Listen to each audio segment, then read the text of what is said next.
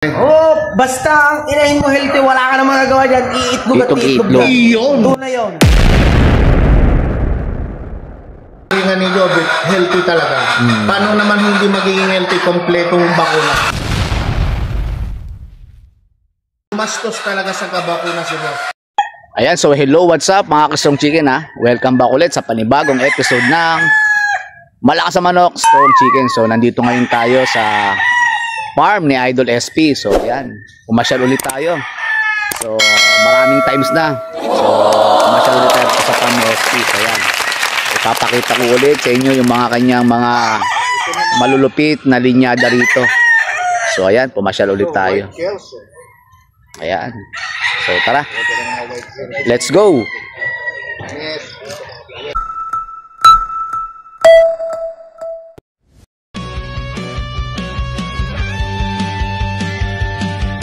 Let's go, tara mag-farm vlog, kasama ang tropa, sipagan natin, tiyaga lang basta masaya. Dadating ang araw, lahat ng ito'y magbubunga. Ayun, so mga ka-Strong Chicken, so sasamahan tayo ni Doc. Ano ba ni Doc? Doc Alvin eh? Doc. Hindi, si Alvin ito eh. Si Doc ano? Si Doc Idol na lang. Doc Idol na lang, ayan. So yung Doc, bet Doc dito ni Idol SP. So nandito tayo. Idol Doc. So nandito pala yung breeding pen ngayon ni Idol SP. Yan. So sasamahan tayo ni Doc. Tsaka nila Boss Alvin, yan. Yung mga tao ni Idol SP. So yan. Mga Strong Chicken. So yan.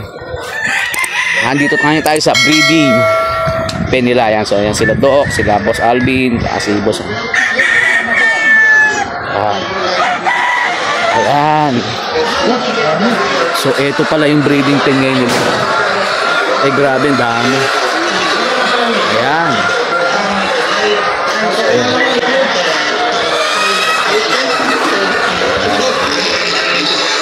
Ayan si Boss Alvin, si Doc. Doc, question lang Doc. Bakit may radyo? Para sa yan? Para ito Boss, para sa anti-stress din kasi syempre mamaya minsan maingay para hindi mabibigla. Kagaya tayo, ang dami natin ngayon nag-uusap tayo. Kung walang radyo yan, magugulat. Ayun. Stress. Ibig sabihin para masanay sila sa... Masanay sa ingay. Kahit sa sisiw naman ho, meron kami ganyan. So yun, hanggang tignan nyo, pansin nyo mga sisiw. Magliliparan. Magliliparan agad pagka walang radyo. Ayan, so well said ang sinabi ni Doc. So kaya naman pala may mga radyo sila rito para hindi raw magugulatin ng mga inahin. Stress, alam mo, stress ang iniiwasan. So malakas daw maka-stress kasi yun. So yun pala yung purpose ng sounds nila rito. So ito pala yung breeding pen na ngayon nila Idol SP. So ngayon lang kami nakapasok dito. So ipinasyal kami ni Doc. Yan, ng bet ni Idol SP. Personal Doc niya. So grabe, napakarami. So tingnan natin mula rito. Yan. So grabe, ang ganda ng breeding facilities ni Idol, mga ka-Strong Chicken. Ayan. Simulan ko rito. So yan, hindi ko na alam yung mga bloodline. So bahala na kayo mga ka-Strong Chicken. Ayan.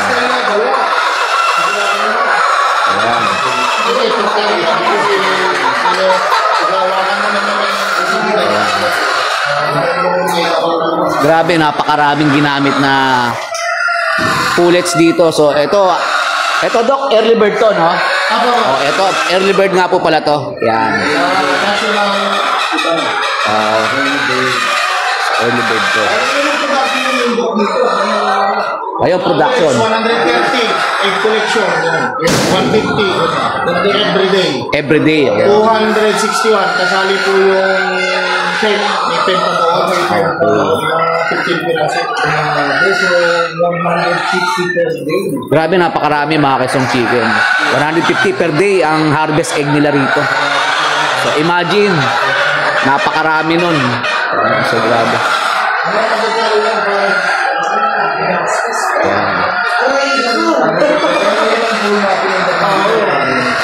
Nakita ko pala kung magkano na lahat eh. Magkano gastos na ito eh. Aray ko.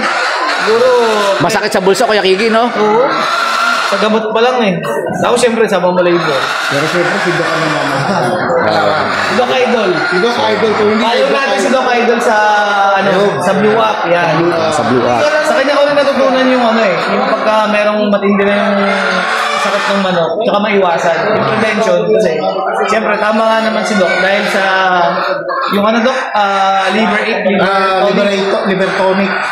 Napakaganda. Kasi, siyempre, kung ano-ano binibigay, minsan binibigyan natin, lalo na sa handa, binibigyan ng stress tab, pantao. Yung mga antibiotic, pantao. Bakit? Timbangan pinagbabasehan sa tao, yung manok wala pang 2 kilo. Sobra-sobra, napupunta sa atay, sa kidney, ganyan. Kailangan din i-refresh natin yung mga atay. Kasi sila ang sumasala ng sobra-sobra Lahat ng toxic, sobra sa katawan ng manok, sila. Kahit sa tao, ganun din. So in short, Doc, lahat ng sobra, masama rin. Masama. Ayun, para so, din pala meron naman tayo para sa yung liver tonic nga, sinabi ni Boss Figgy na proven na niya. Bakit? Ang mahal ng manok panabong, di ba? Siyempre, kailangan din natin ibigay kung anong nararapat para sa kanila. So balik tayo sa mga sobra masama, di ba? So sa mga congressman tsaka sa mga ganun ng flood control dyan, yung sobra nyo, baka naman. Aray ko! Abot tayo. Ayan, so well said yung sabi ni Doc. Yan. So nagkaroon tayo ng idea. So lahat pala din ng sobra, parang tao rin masama. Yan. So ito yung mga blocks niya. Hindi po, meron po isang flying pen, breathing pen. Ito naman, nag-ibubot sa Ayan mga blocks ni SP.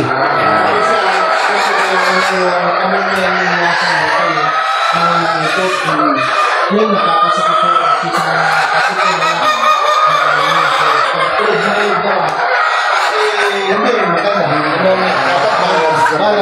pagka hindi mahangin, hindi ganito malamig, pag mainit ang panahon, binubuksan niya, tinataas ko yung mga tolda. Controlled environment siya kumbaga. Kung parang ganun. Controlled environment din. Dali ang mga... Dok, sino nag-design nito, Dok? Si Boss na.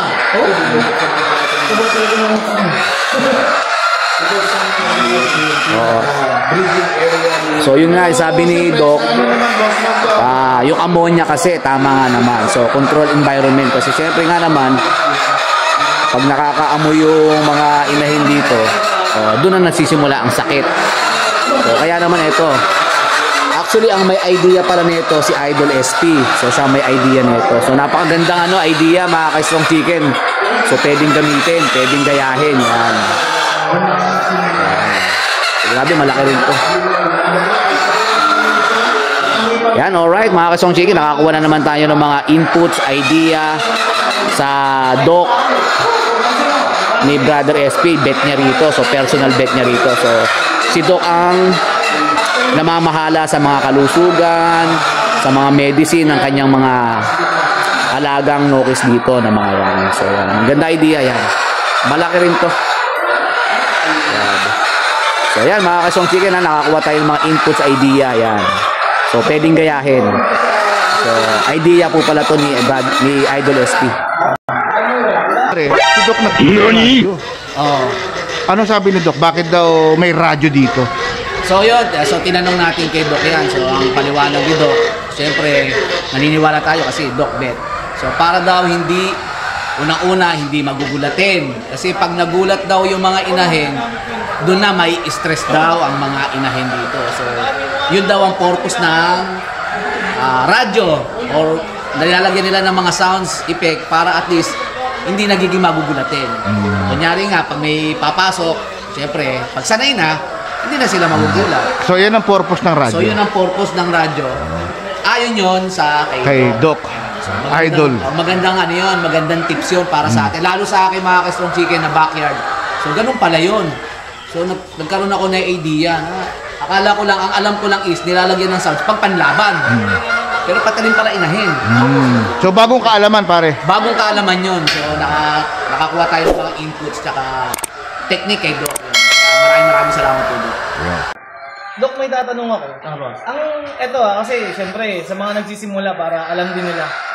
Ilan bang mga itlog ang kayang i-produce ng isang kulot sa isang araw?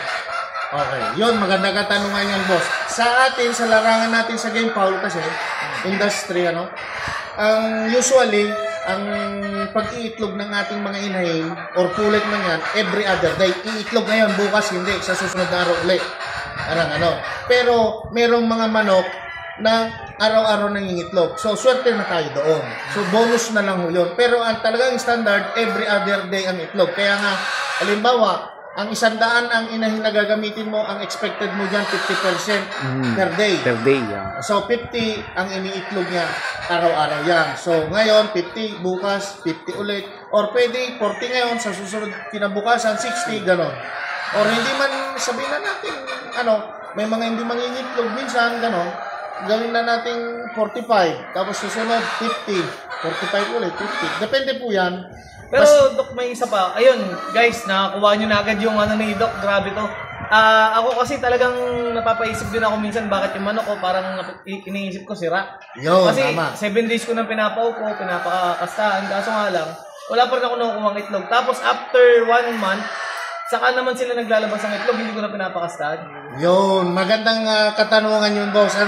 Minsan kasi depende sa temperatura. Minsan kasi nasa battery cage. Ba't hindi umitlog? Pero doon sa race nangingitlog. Depende po kasi yan sa stress. Na-stress minsan o kaya depende ho sa kung saan sila sanay. Kaya kailangan ang mga inahin, ang mga pulit, meron yung tinatawag na priming 1 month. Kami magpa-priming ng pulit. Bakit? Kasi kailangan natin ma-attain yung tamang laki ng itlog. So pulit yan, marami pang maliliit. So pakainin mo muna ng breeder parrot para mangitlog. Para makain mo na yung may lumaki 40 grams man lang. Minimum. Standard. 40 grams yung bigat ng itlog. So, ginagawa pulit, 1 month na ilalagay mo na sila dito sa battery cage. Para hindi na sila maninibago pag pinakastahan. Kasi, pagpapakastaho natin, stress na sa kanila, bago ilalagay mo pa dito sa bagong area, stress, doble. Hindi siguro nangingitlog. Marami kasing factor yung boss ang pangyayari na hindi mangingitlog. Tsaka, depende sa light, stimulation, or ito, tinatawag namin extended daylight. Kailangan ho kasi 9 a.m. patay, 4 a.m. bukas. 5 p.m. 9 p.m. patay. 4 a.m. ang buhay. Kasi 6 to 8 hours dapat na nakamulat ang mata nating mga inahin para mas ma-fertile ang inahin.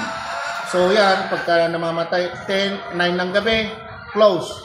10, 11, 12, 1, 2, 3, 4. So 7 hours, good na yon. Pasok sa ray, 6 to 8. So yun, kailangan ho nakamulat ang mata ng inahin para mas fertile, lalong nakakatulong sa fertility. Yun na lang ang ibig sabihin ng light simulation. So yun naman ang ginagawa. Tapos yung timing ng pagbibigay. Minsan kasi, binibigyan ko na ng Vita egg sa 1 linggo na, hindi pa nangingitlog. Kasi kailangan po naman na hindi dire-direct ko yun. Kailangan din ho nila ng electrolytes, yung anti-stress. Insert yung mga supplement, Doc. Papasok ron. Tamang timing, tamang pagbibigay. Kagaya ho nito, bumabagyo bumaba ba ang itlog pero hindi kasi mo paano bumaba. 154 tapos nagwa 140, 130 gano'n. Sa 260 na, 261. Healthy talaga. Healthy ang gagamitin, pare. Basta ang inahin mo healthy, wala ka na magagawa dyan, iitlog at iitlog. Iyon. Tunay yun. Tunay. Yun ang maganda. Grabe. Doc, salamat sa info ngayon. Nadagdagan na naman ang information namin. At syempre nakatulong sa mga bayang Siagongero. At saka yun, madagdag ko boss, yung kagaya sabi nga ni Jobit, healthy talaga. Paano naman hindi magiging healthy kompletong bakuna? Gumastos talaga sa kabakuna si boss. Talagang, sige, ako. Pero napatunayan ko ngayon itong last breeding natin, talagang the best talaga. Kompletong bakuna. Daming itlog ngayon. Doon pa rin bumabalik sa mga baguhan nating kaibigan na magsimula ka ng tama. Tama Start po. right. Kaya lang, yung vaccine naman ho kasi, napakamahal kung kukunti yung manok mo. Mahal talaga yung bakuna natin. Hindi naman dito afford sa ng mga SK. Hindi talaga ma-afford. May afford. Sa totoong buhay, hindi ma-afford. Pero, meron naman tayong ginagawa na basic. Yung kagaya niyan, disinfectant, malinis lang, yan, healthy lang yung manok. Ayos na po. Tapos yung mga Solid supplement, na yan, supplement. papasok na So ron. kaya sa mga may asawa na mahilig sa larangan na to, Oo. intindihin nyo na lang din sila kung bakit ganun sila ka Passion. fragile. Sa mga alaga nila, bakit tinitingnan nila, inuuna nila yung mga yon. Kasi isipin nyo rin, dahil kaya nila ginagawa yon para mag-uwi ng pera, konting pera para sa inyo, yan, ganun. Huwag nyo na lang isipin na yung mga anak, dahil ito yung bunso, ito yung paborito. Pero isipin nyo, ginagawa ng mga tatay nyo yan kasi iniisip din nila na makapag-uwi ng konting pera para sa inyo. Yan. Yun. Tama. Ulitin natin ulit, Doc. Dito sa Manokan ni SP, ilan pala yung umangitlog yung mga manok ulit? Ilan? O ilan yung mga na-produce nila ngayon? Ang napoproduce dito, nasa average 130. Pero nagwa 150 sa 261 na inahin. Na inahin. Kasali ho yung breeding pen doon. So, bali 261 na inahin natin dito. Ang inahin sa early bird. So, average per day na yon, Doc. Average per day, Okay. 130. 130 na pinakamababa. na Ito egg. pa lang yung Doc, hindi pa dun sa kasama. Hindi, Kasama kasama na. na. Sa Sa 261. Kasi ito, 153 ho yata ito ngayon. Ito na dito. Dami. Siyempre kasi, gaya nga ng sabi ni Doc, lahat naman yan, every other day, swerte ka na pag araw-araw. Oo, may So, reports, ganun. pero hindi ho lahat yan araw-araw. Araw-araw. So, kaya ang sabi nga ni Doc, Kagaya sa layer na pangkain. Oo. Iba naman yun. Araw-araw talaga mangingitlog po yun. gaya nga ng sabi ni Doc, 260 plus ang gamit, pero ang average ng egg collector nila per day is 130. Punta tayo Swerte sa na 150. 50%, parang gano'n. Oh, 150%. 154, 155, gano'n. Lalo na pag mainit na mainit ang panahon. Mainit, Go 160. But 160. pag mainit ang panahon, Doc, but mas mataas ang egg collector. Ayan. Yun, ang Maganda yan. gandang Ako sasagot kaya, Doc. Mayroon akong isang Sige. Sige, Hindi, kasi, sige muna. kaya tinawag yung manok, parang sila yung iron, son of God. Kasi doon sila mas malakas pagka may init. Tama ba? Okay. So, yun ang paniniwala ni Boss Kiki. Oo. Yun. Isang pero sa amin kasi, Sa scientific. Sa akin, scientific naman, kasi ang manok, pagka malamig, nilalabanan niya ang lamig. So, yung Okay. energy niya na gagamitin niya sa pangitlog, Nababawasan. nawawala kaya hindi nangingitlog. Okay. Nilalaban niya sa lamig. So, ngayon, nandyan yung supplement, yung amino acid dapat ang kinakailangan natin dyan para dagdag sa init ng katawan ng manok. Yun. So, kaya- yung close na ganito, Yeah, yun. mahangin. Banggit na rin, Doc. Kasi pag nahampas ng hangin, stress. Stress, Tapos oh. malamig sa katawan ng manok, yung energy niya, boss, na gagamitin niyang pampaitlog, ginagamit niya, nilalaban niya sa lamig. So, nawawala yung energy na yon, hindi siya ngayon makakaitlog. Kaya Minsan, nagsabi nila, Dok, hindi nangingitlog manok ko. Ganon. Open na open, hindi naman nila... Kaya pala pag tag-ulan, Doc, medyo Mahina stress sila. talaga. Stress, malamig. Mahina. Yan. Oo. Doon talaga nagkukontrol. So kaya Doc, tulad nito, ngayong panahon talaga malamig, maulan. So talagang ideal yung gantong control environment. Ayan. So Kasi ang isipin lagi natin na 41 degrees ay convulsion na sa tao, sa manok ay normal. normal. Okay. Ang normal temp ng manok ay 41 degrees.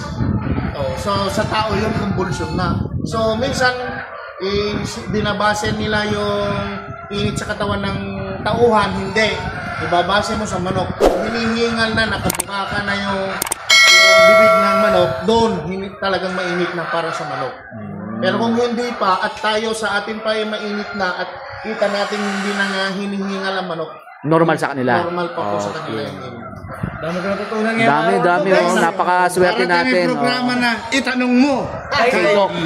Idol. Pwede. Thank you naman, Doc Idol. Sobrang solid. Salamat. Salamat po, salamat. Salamat sa info, Doc. Pengi ako mag Ano pare?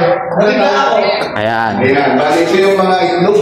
Ayan. Isa pa lang yan. Isang chiller pa lang Isang yan. chiller pa lang. Isang chiller pa Puno lang. yan, mga kapatid ha. Isang ganito, 60 ang laman. Yan, bali. Isa lang naman bumila. Bali, isang ganito pala. 60 na kagad ang 66 laman. second yun eh. Oh, so, ang dami. Oh, puno-puno. So ito yung patunay na standard nila, 150 per day. Ang collector nila. Ano lang yan? Siguro mga 16 days. 16 days pa lang Hindi ito. kasi kami kung Ilan pares? Grabe, napakarami na to. 16 days pa lang to, ganyan nakarami ka agad. So ilan lahat na to, Sir Alvin? Suma total, yung compute nyo. Siguro mga nasa 27 na. Oh, 2.7 na, imagine. 2.7. 2.7 na pala egg. 2.7 na egg collector nila. Ilan daw pare? 2.7. 2.7 daw Egg to, egg collector. So, collector. grabe, napakarami. Grabe. Solid. So yan ang patunay na sabi ni Sir Alvin na baka puro kwento lang. Ayan ang patunay na talagang marami na silang standard na egg collector. Boss Kiki, mga incubator. Lahat ng gusto, napakaganda. Ayan. Ano masasabi mo Yeah. sa incubator ni Boss Kiki ng ZY Polynet? Yan mga isot, nakita mo namin, nagamit na ito namin nung last year. Actually, ilang ano to? Dalawang gamit na yan. Dalawang gamit. Napakayos, maganda. Kasi yung ano yan? 5 to 8. Yung insulation.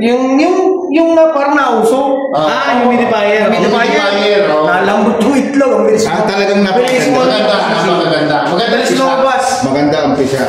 So yan, mismo galing kay Doc Idol ha. Kung gaano ka-effective at gaano kaganda ang resulta pag ang gamit ninyo is ZY Polynet Incubator.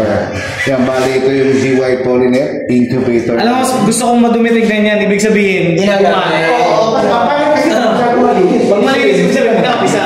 Ayan, ayan. Malapit na malinis yan. Ito, setter lang kasi ito. Hindi naman tututumi. Hindi dudumi yan.